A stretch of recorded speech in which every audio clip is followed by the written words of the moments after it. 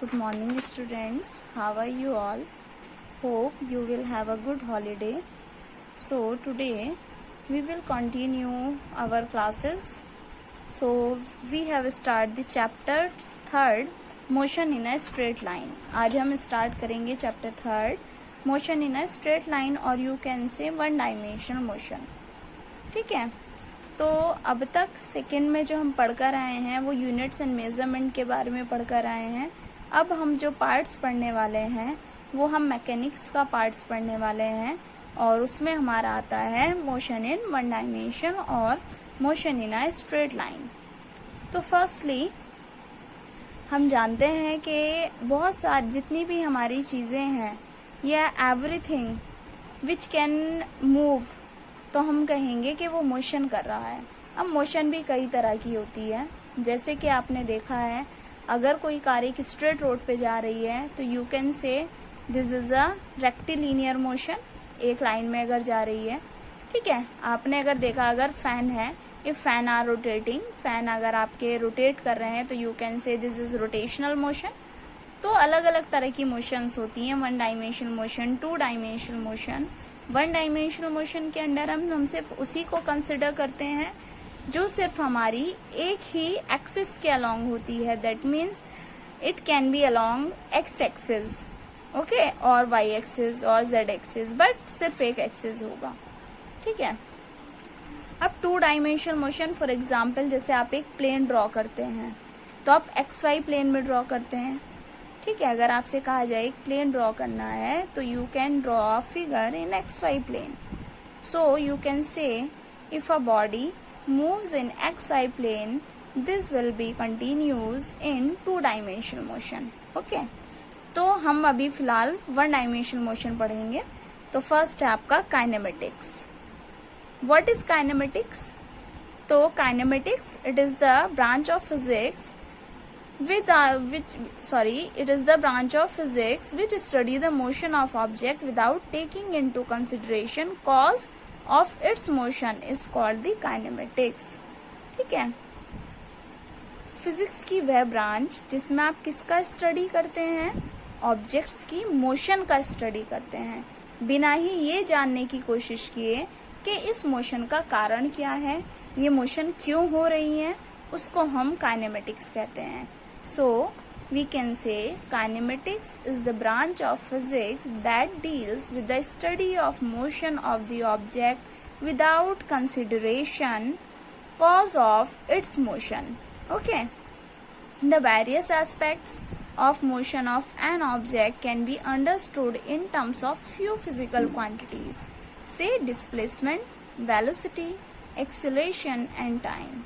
कि बहुत सारी तरह की जो मोशंस आप पढ़ते हैं, जो ऑब्जेक्ट्स अलग अलग तरह की मोशंस करते हैं, फिजिकल क्वांटिटीज को उनमें रिप्रेजेंट करने के लिए हमारी हेल्प करती हैं displacement, velocity, acceleration and time. ठीक है. Now frame of reference. देखिए बच्चों, what is frame of reference?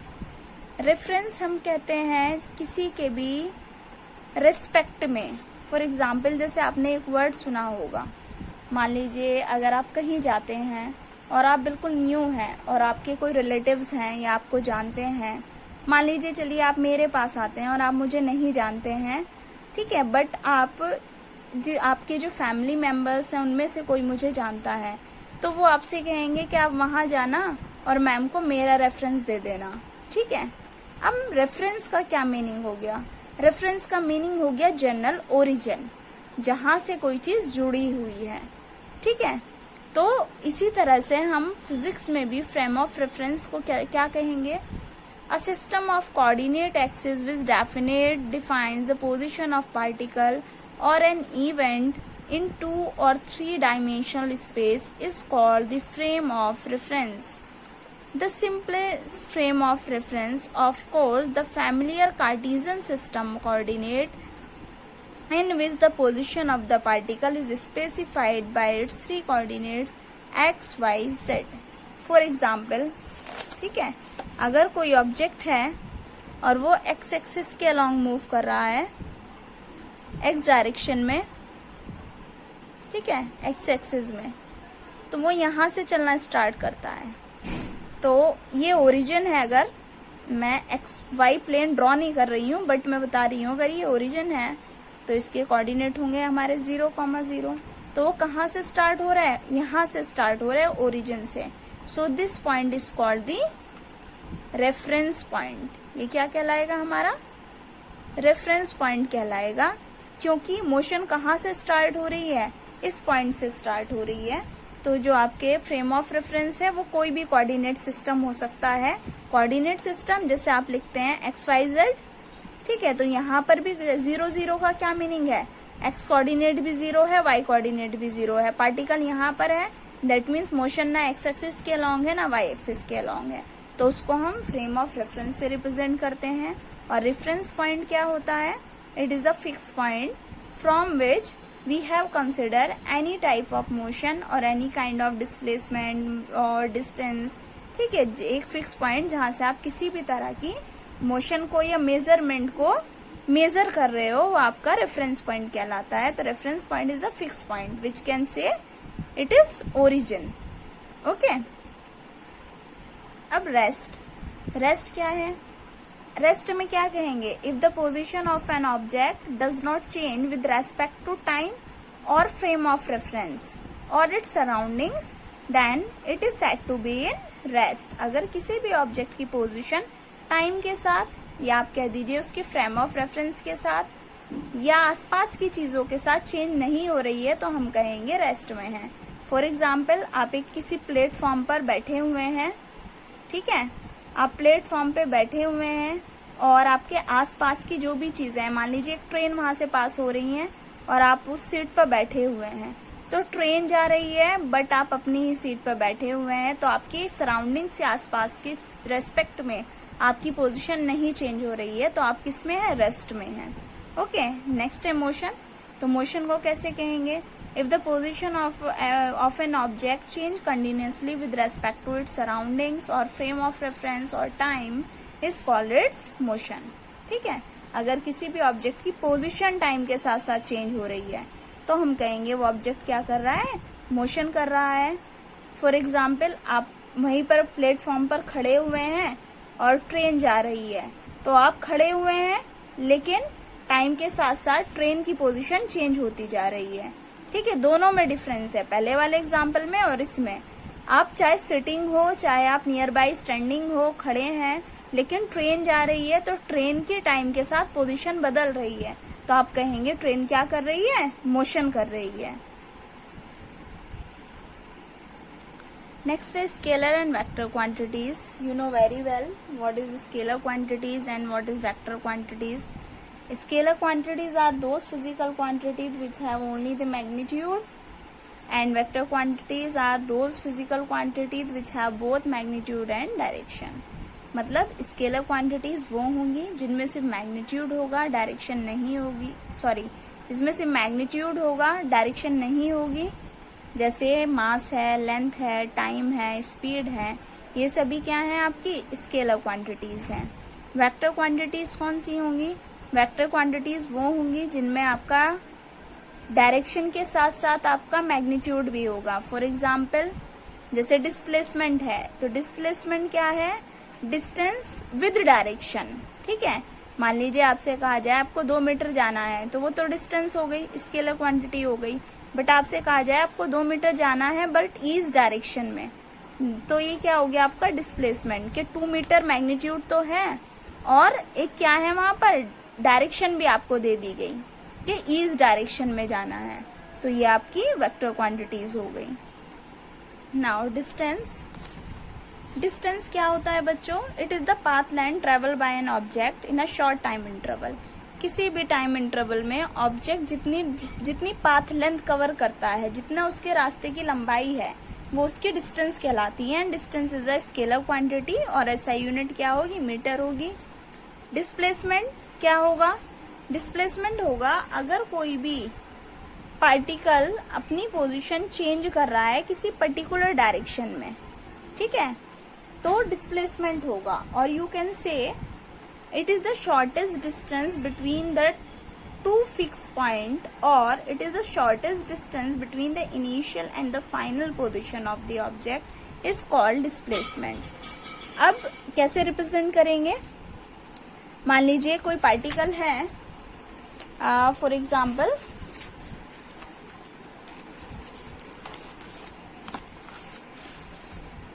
यहाँ पर मैंने स्टार्ट किया, ये पॉइंट x1 है, ये पॉइंट x2 है, ठीक है। तो यहाँ से कोई पार्टिकल आया, A से B तक वो जाता है, ये कोऑर्डिनेट x1 है, ये डिस्टेंस x2 है विद रिस्पेक्ट टू ओरिजिन। तो इन दो फिक्स पॉइंट की, ये पॉइंट कहलाएगा इनिशियल पॉइंट, कहलाएगा इनिशियल पॉइंट, ये कहलाएगा फाइनल पॉइंट, ये इनिशियल पोजीशन और फाइनल पोजीशन। तो इन दोनों के बीच की ये जो शॉर्टेस्ट डिस्टेंस है, this is called the displacement and it is represented by delta x. तो डिफरेंस होगा दोनों का x2 माइनस x1, ये क्या आ गया आपका डिस्प्लेसमेंट हो गया, ठीक है। नाउ इक्वेशन ऑफ मोशंस क्या होती हैं? तो किसी बॉडी की मोशन को डिस्क्राइब करने के लिए न्यूटन्स ने 3 इक्वेशंस रिप्रेजेंट की हैं, which is called the Newton's equation of motion. इन तीनों इक्वेशंस को हम लोग ड्राइव करेंगे, ये आप लोग 9th क्लास में ही पढ़कर आए होंगे। v is equals to U plus A T, S is equals to U T plus half A T square, V square is equals to U square plus 2as। Okay, now what is uniform motion? अगर कोई बॉडी constant speed या constant velocity से travel कर रही है तो हम कहेंगे वो किस तरह की मोशन कर रही है? यूनिफॉर्म मोशन कर रही है। अब ग्राफिकल रिप्रेजेंटेशन क्या होगी यूनिफॉर्म मोशन की? जब कोई बॉडी स्पीड या वेलोसिटी उसकी चेंज ही नहीं हो रही है, तो अगर आप डिस्प्लेसमेंट टाइम ग्राफ ड्रॉ करते हैं तो displacement time graph will be a straight line graph, ठीक है। नॉन यूनिफॉर्म मोशन क्या होगा? अगर कोई बॉडी इक्वल टाइम में अनइक्वल डिस्प्लेसमेंट कवर करती है तो उसके लिए स्पीड भी डिफरेंट इंस्टेंट पर डिफरेंट होगी, तो which is called the non uniform motion. Now अब what is speed? The path length और the distance covered by an object divided by the time taken by the object to cover that distance is called the speed of the object. किसी भी distance को cover करने में जितने time में कोई भी बॉडी जितनी डिस्टेंस ट्रेवल करती है, अगर हम दोनों को डिवाइड कर दें तो क्या कैलकुलेट हो जाएगा? स्पीड कैलकुलेट हो जाएगी। तो you can say speed is the ratio of total distance to the total time taken.